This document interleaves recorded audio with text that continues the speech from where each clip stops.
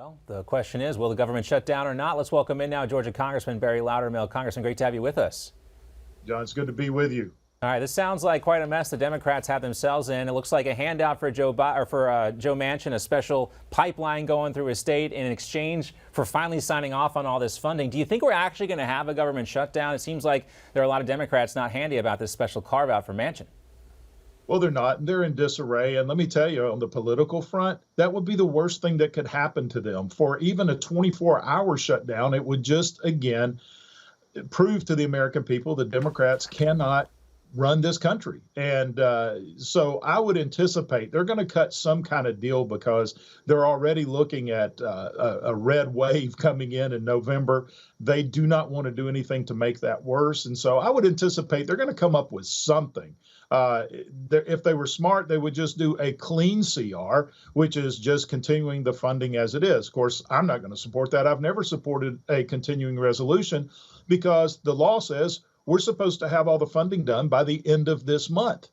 Yeah. But yet we've known that for the entire year, but we wait until the last minute to try to do something, then just kick the can down the road to December to where they can arm twist everyone to under the threat of being there during Christmas. So, it's government not playing by the same rules that we expect everyone else to play by. Yeah, they've been kicking the can down the road for years. I mean, none of us will be surprised if at the last minute there's some sort of deal worked out.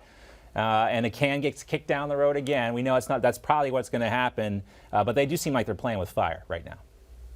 Well, they are, because a continuing resolution really harms our military more than anything because it just continues the existing funding levels. But the military works on the appropriations process of new projects coming in. We have to start working on development of new weapon systems and the procurement of new weapon systems, which is an authorization process. And when you just do a continuing resolution, you're just continuing the same level of spending, but you're not authorizing any new weapon systems to come in.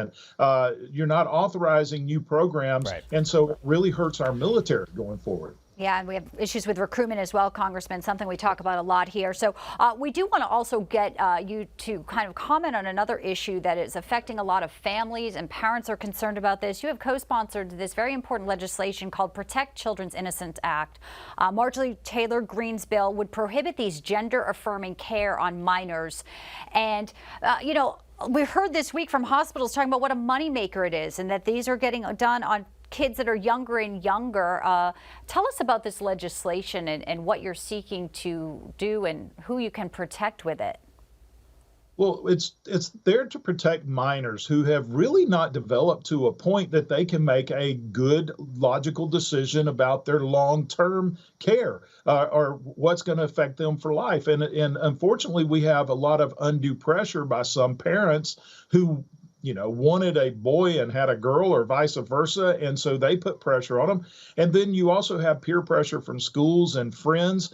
And there's a reason that we don't give driver's license to someone until you're 16 years old. And there's other age limitations because we know that it takes a level of maturity to make a decision, especially something like this that is life-changing.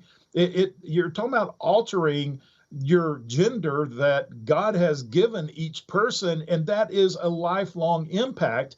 And you don't need something like peer pressure or even pressure from parents forcing someone to make a decision like this. And so this simply says you can't perform this type of surgery on someone who is a minor. I mean, that's just common sense to me. But then again, we live in a world with this woke class of people who have just, they've killed common sense altogether. Yeah, and I believe there's also a stipulation where if it is done to someone who's a minor, they can then later at the age of 18 go back and sue. Obviously, tough for those kids who have been basically mutilated. But again, it's an important piece of legislation, and we're glad that you were here to kind of flesh it out for us. And it's just such an issue that we didn't think we'd have to be discussing it. But this is where we are under this administration, apparently. Congressman Barry Loudermilk, great to have you in with us today. Thank you, Bianca. It's a pleasure to be with you.